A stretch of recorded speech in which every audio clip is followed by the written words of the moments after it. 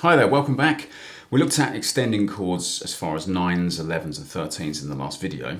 There are other types of chords, including sus chords, add chords, slash chords and altered dominants. So let's talk about some of those. Starting with the easy one, an add chord is when you simply take a triad like a C and you simply add a note further on in the scale like the 9. So here's C add 9, C, and I add the 9th to it. Now be careful with add chords, because if you have a root, a third of some sort, some kind of fifth, and you add a note, that is an add chord. However, if you go via the 7th to get there, so 1, 3, 5, 7, 9 for example, that's a major 9 chord because you've gone through the 7. It's only when you simply add to a triad that we call it an add chord. Here are some examples of add chords. We've got C add 9, normally played like this, or you can add pinky.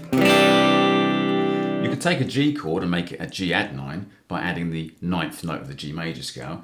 Just doing the maths quickly, G, A, B, C, D, E, F sharp, G, and then A. The 9, by the way, is the same as the 2. You can call it G add 2. Generally, we call it G add 9.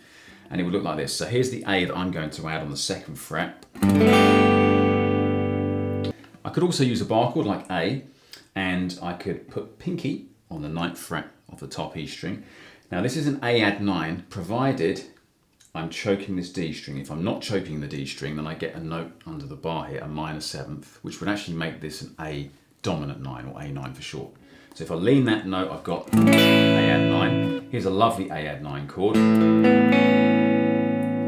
here's another one. Here's an E add 9, so again an E triad, simply adding the 9th note of the scale to it. I could do something with similar with minor chords. I could take an E minor and add the 9th note of the scale. A minor add 9. It's a very pretty sound. So that's add chords. Now there's a chord called a 6 chord, which is kind of like an add chord. You're adding the 6th note of the scale to a triad. We don't call it add though, because we've not sort of gone further than the 7th. We've just gone 1, 3, 5, 6. Okay, so for example, C6 is simply a C chord, and I'm going to add the 6th note of the scale to it. You've then got sus chords. Now sus chords are great because what you do is you suspend, that's what the sus stands for, you suspend the third, whether it be a minor third or major third, you suspend it in favour of a 4 or a 2. Let me show you what I mean. Here's a C chord. There's my major third, okay? I'm going to suspend that in favour of the 4th note of the scale with pinky, and you get this suspended sound. It sounds like the chord wants to go somewhere. Maybe back to the C.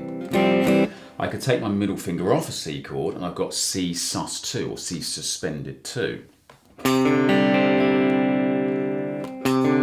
Actually, I probably shouldn't really hit the E string if I'm doing that, because if you hit the E string, that's the major third, which I'm trying to avoid. I'm trying to suspend that note. So if I avoid my E string in these chords, C sus 4, C, C sus 2.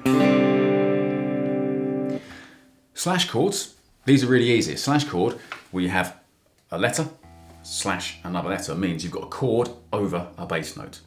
Okay, so for example,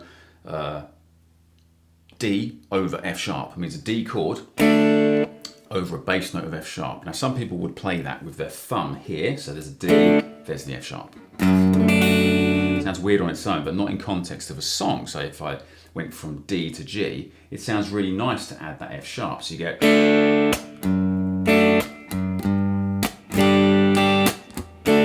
use the finger. C to A minor, there's a trick we do where we sometimes play a slash chord. We have C, and then C over B, or better still actually, let's play a G over B. Here's a G. If I leave this B as my lowest note, I've got a G chord over a bass note of B. So I've got, okay,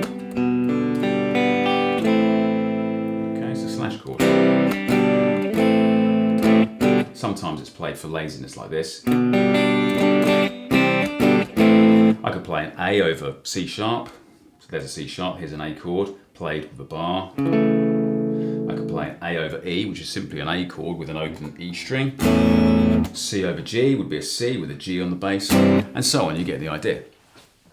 And this is a great way of adding a bass line to what you're playing. So for example,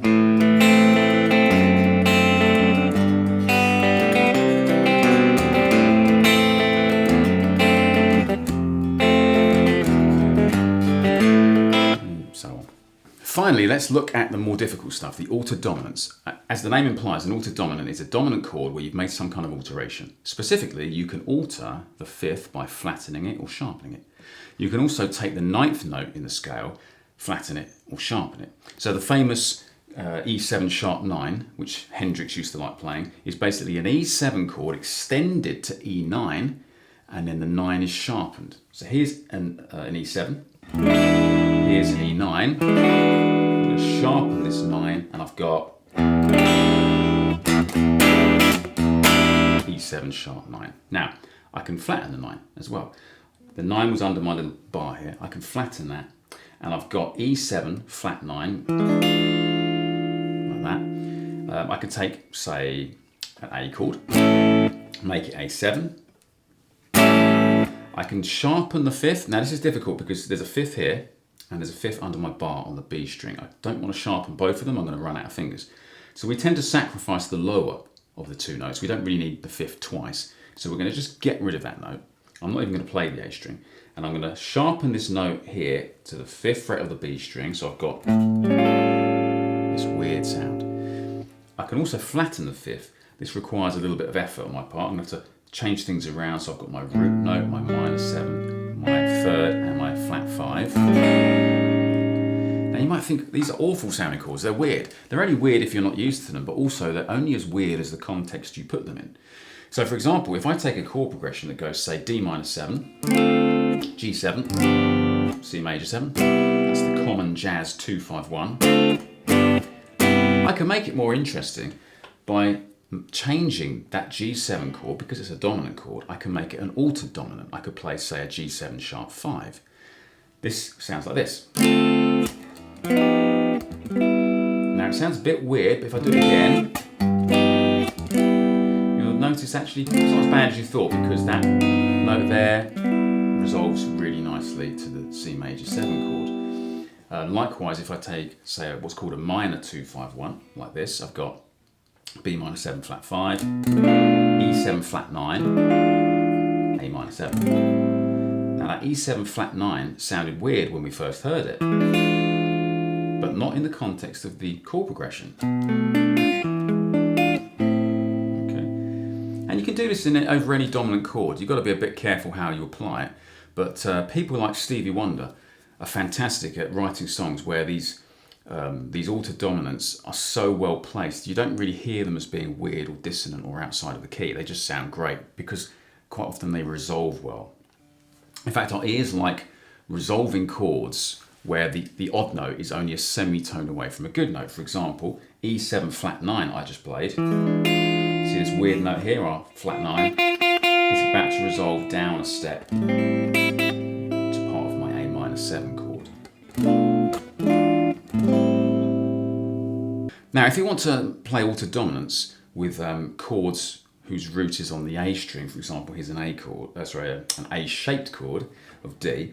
This is a bit more difficult with the sharp 5 chord. I'm going to sharpen this one like this. I'm not going to play the top E string because that's got a 5 on it. I can't easily sharpen both, so I'll just do this. I can flatten the fifth like this. I've got my sharp 9 we talked about earlier, the flat 9. And then with the chords with the root on the E string, you've got these chords. You've got the sharp 5 we talked about. We've got the flat 5 we talked about. The flat 9 is going to be here, and the sharp 9 is here. They're our most commonly used altered dominants. Quick recap.